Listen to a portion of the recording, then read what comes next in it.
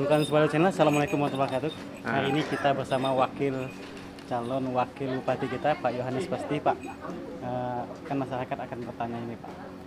Pengalaman Bapak apa saja sehingga tertarik untuk mencalonkan menjadi wakil, Pak? Pertama-tama harus saya jelaskan bahwa Bengkayang ini dimekarkan pada tahun 99 itu berdasarkan Undang-Undang Nomor 10 tahun 99 ya. Nah, terus yang kedua, saya ini juga termasuk pelaku sejarah di Bengkayang ini sejak Dewan pertama tahun 99 sampai tahun 2019. Artinya saya sudah 4 periode di pemerintahan Bengkayang ini. Yang kedua, tentu banyak hal yang sudah kita lakukan, macam mana kita memberikan pelayanan pada masyarakat, membuat peraturan daerah, pemekaran desa, ya kurang lebih ada 80 desa zaman Pak Bupati Lunak bersama saya Ketua DPRD, dan 10 kecamatan, itu perda yang sudah kita terapkan. Yang kedua, perda tentang ya investasi dan seterusnya, tentang pajak dan retribusi, sehingga bisa kita tetapkan 63 perda waktu itu dan pelayanan di pemerintahan daerah ini selama 4 periode. Dan yang selanjutnya, saya juga secara pribadi merasa terpanggil karena tidak rela juga melihat situasi dan kondisi saat sekarang. Artinya, apabila orang datang di sini yang tidak mengerti pemerintahan, yang tidak memahami situasi dan kondisi daerah, pasti daerah ini ke depan akan lebih runyam lagi. Dan selanjutnya, saya hari ini datang di sini karena pertama saya menjalankan amanah daripada partai, karena partai politik yang memberi kepercayaan pada saya adalah Partai Demokrat dan PKB, itu telah melakukan survei. Survei yang pertama memang waktu itu dilakukan oleh PDIP, survei yang kedua dilakukan oleh Nasdem, survei yang ketiga dilakukan oleh Partai Demokrat. Ternyata posisi saya selaku calon wakil di situ memang lumayan bagus, lebih baik dari yang lain ya.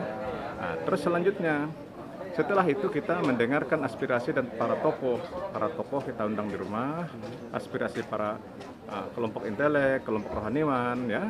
Pada dasarnya mereka menghendaki kita harus maju untuk berkarya dan membantu menyelamatkan Bengkayang ke depan untuk berdampingan bersama Pak Herman Lipo. Nah, yang selanjutnya atas dasar itu saya tentu berpikir ke depan macam mana membuat program kerja supaya pemerintahan Bengkayang ini bisa bersih, ya, bisa bekerja sesuai dengan aturan yang ada, pemerintahan ini bisa kompak, supaya ada penanggung jawabnya, maka perlu seorang kepala daerah yang betul-betul memahami tugas pemerintahan.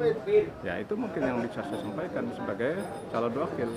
Jadi program yang Bapak akan usung nanti untuk kemajuan Kabupaten Bengkayang sendiri, Pak, karena mengingat Bapak termasuk orang yang piawai lah dalam membangun Bengkayang kan, terutama dalam zaman Pak Lunak, Pak. Apa, Pak?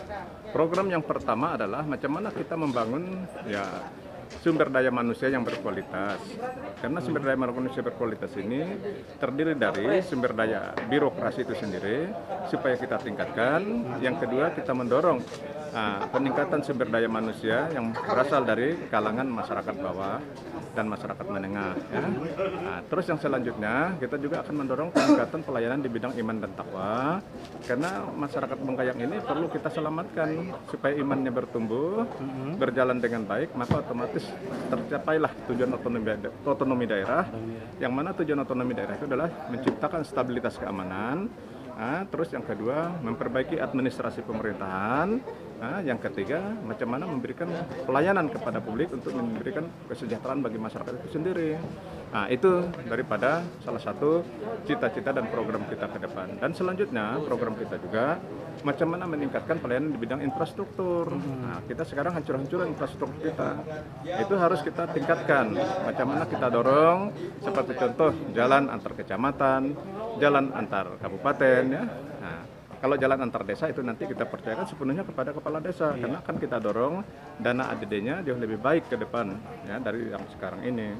Nah, terus untuk berkait masalah infrastruktur lainnya seperti pembangunan gedung, kesehatan, rumah sakit ya, pembangunan sekolah, ya, air bersih, listrik.